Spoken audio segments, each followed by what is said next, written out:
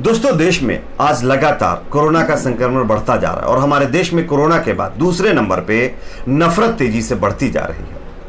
आप लोगों ने देखा होगा कि हर एक दिन नई नई घटनाएं सामने आ रही हैं, लेकिन इसी कुछ और घटनाओं के ऊपर आज हम बात करेंगे। अभी तक तो आप लोगों ने देखा होगा कि हॉस्पिटल्स में हिंदू मुसलमान नहीं हो रहा था, लेकिन अब हॉस्पिटल्स में हिंदू और मुसलमान के वार्ड बना बना करके इलाज किया जा रहा है। आप सोचिए, इस हद तक हमारे देश में नफरत फैल गई है। पहली बड़ी खबर, और ये खबर वहां से आ रही है जहां से हमारे प्रधानमंत्री बिलोंग करते हैं।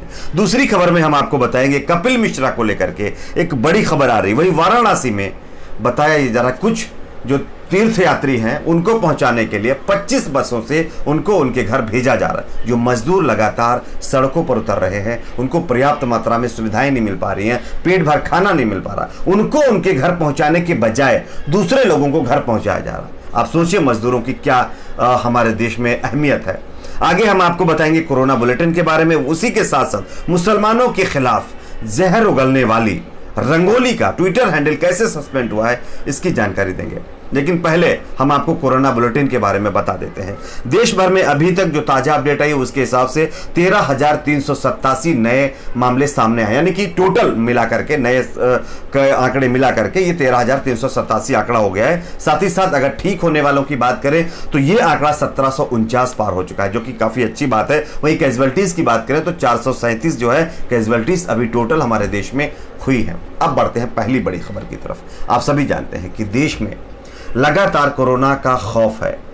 इस गंभीर संक्रमण से संक्रमित होने वाले लोगों की संख्या, जैसा कि मैंने आपको बताया, 13,000 के पार कर चुकी है। लेकिन अब गुजरात के अहमदाबाद के एक अस्पताल में भर्ती कोरोना संक्रमित मरीजों को धर्म के आधार पर वार्ड में रखने की खबर सामने आई है।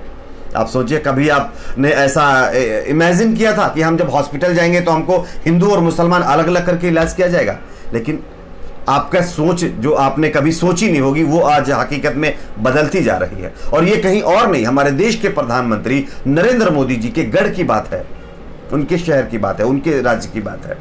बताया जा रहा है कि अहमदाबाद सिविल अस्पताल के medical superintendent doctor H Rathore ने इंडियन एक्सप्रेस से बातचीत करते हुए कहा है कि राज्य सरकार के निर्देश के बाद हिंदू और मुस्लिम मरीजों के लिए अलग अलग वार्ड बनाए गए हैं। राज्य सरकार के निर्देशों के बाद, सोचिए, राज्य सरकार ये निर्देश दे रही है। हालांकि मैं इस खबर की पुष्टि नहीं कर रहा हूं, आप स्क्रीनशॉट में देख सकते हैं, ये खबर छापी गई है, इसको सिर्फ मैं आपको बता रहा हूं।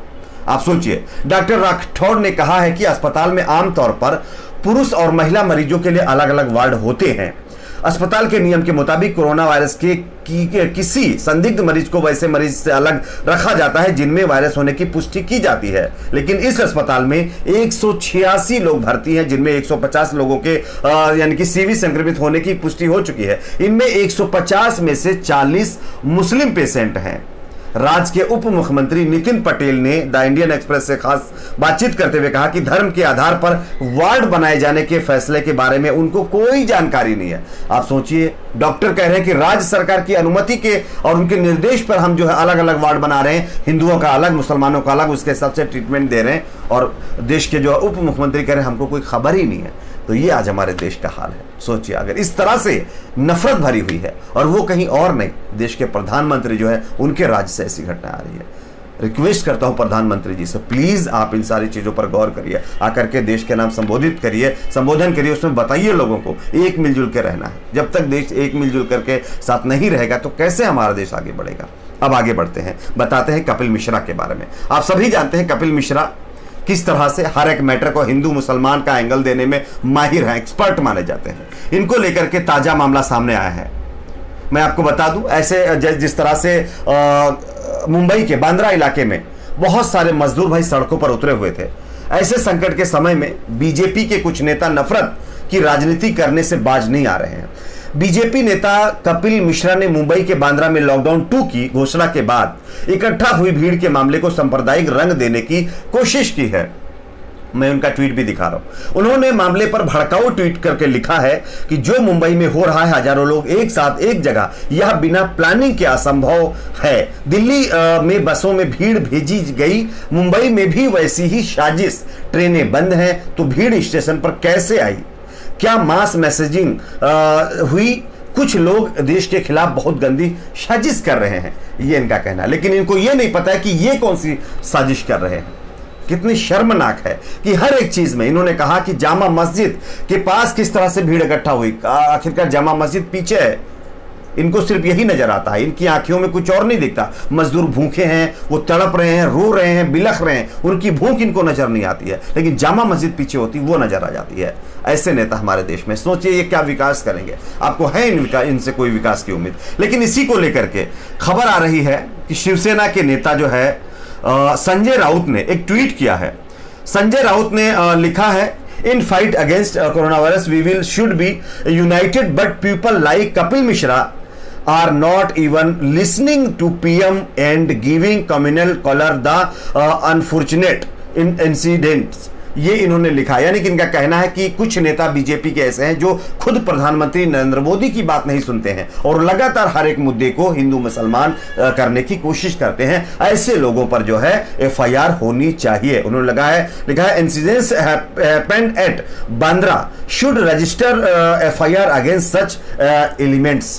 ठीक है, तो कपिल मिश्रा के खिलाफ FIR जो है करने की उन्होंने अपील की है दिल्ली पुलिस से। अब देखना ये होता है कपिल मिश्रा पे FIR होता है या नहीं होता। जब दिल्ली जैसे बड़े मैटर में नहीं हुआ है तो अब होने की क्या उम्मीद हम कर सकते हैं। आगे बढ़ते हैं, हम आपको बताते हैं देश में मुसलमानों के लिए नफरत फैलाने वाले नेताओं की कमी नहीं है, लगातार बढ़ती ही जा रही है।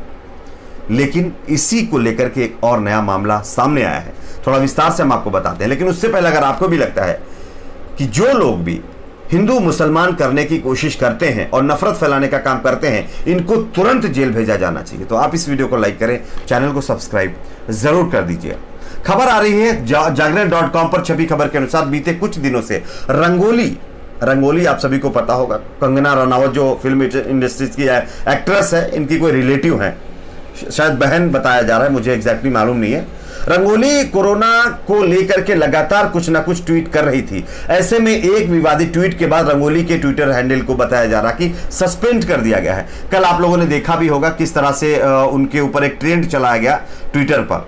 ठीक है, इससे पहले कुछ आपत्तिजनक ट्वीट्स को लेकर ट्विटर की तरफ से अकाउंट सस्पेंड करने की वार्निंग भी इनको दी गई थी रंगोली को, लेकिन इसके बावजूद भी ये सुधरने का नाम नहीं ले रही थी, जिसका जिक्र भी रंगोली ने अपने ट्विटर अकाउंट पर ही किया था। वार्निंग के बाद भी रंगोली लगातार कुछ ना कुछ ऐसा ट्वीट कर रही थी जिस पर कई लोगों ने आपत्ति जाहिर की थी। और इन्होंने कोई दूसरी जगह ट्वीट नहीं किया और दूसरे लोगों पर नहीं की थी। इन्होंने लिखा था, a Jamaati died of corona when police and doctors went to check their families, they were attacked and killed. Secular media make these mullahs, secular media stand in a line and shot them dead.